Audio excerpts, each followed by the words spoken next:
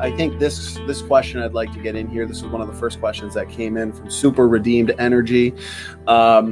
He asks, best argument against the gap theory. As a matter of fact, we have a DVD on our website. And again, these are available through electronic download, etc., not just a DVD.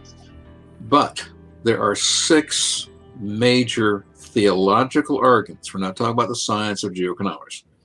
There are 6 major theological reasons why the gap theory cannot possibly be true. Now, I would like to just historically go through that for those that are listening and might not understand the gap theory. But the gap theory originated in 1813 when a theologian named Thomas Chalmers invented it. And he invented it for the sole purposes of trying to put evolutionary time into the scripture. Now, he theoretically believed the Bible, but he also believed that evolutionists were telling the truth. So in 1813, he said, well, obviously from Genesis 1-2 on, the Bible's chronological. So he said that there must have been a gap of millions and billions of years between verse 1 and verse 2 in Genesis chapter 1. And that this is the time when the dinosaurs lived, and he changed the flood waters of creation in verse 2 to what he called Lucifer's flood, negating Noah's flood as a worldwide flood, making it a local flood. There's a lot of things in it, but I just want to kind of briefly point this out. Now, the 6 major things that are theologically wrong with the gap theory are, it means that God is not omniscient and he's not omnipotent, that he cannot do it all at one time, and that he's not smart enough to do it all at one time, that he had to do it slowly and gradually. As a matter of fact, the gap theory says that things got so bad, he had to obliterate it and start over. Now, that is certainly not an omniscient God. That's not a God who is all-knowing, all-powerful.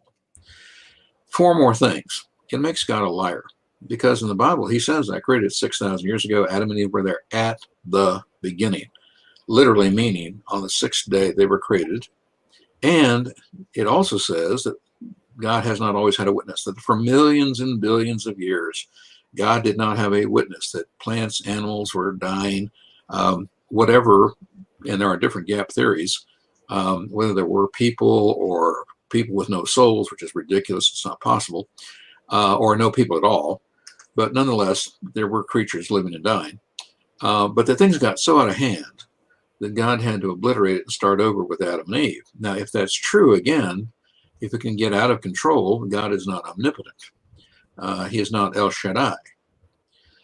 And they say that, well, millions and billions of years without a witness. But if you go to Romans chapter 1, Paul says, since the creation, his invisible eternal powers have been seen through the things that he has made, so that they are without excuse.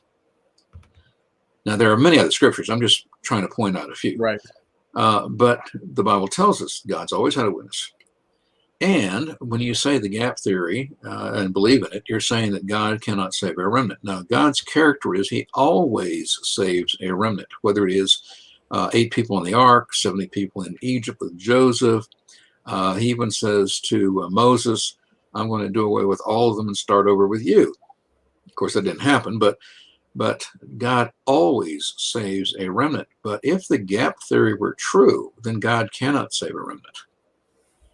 And then, of course, we talked about this earlier, the big one, that the death of a nefesh organism could occur before human sin, takes it out of being biblically true.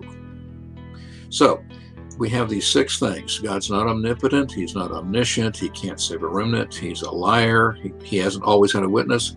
And death comes before human sin concerning a nefesh organism.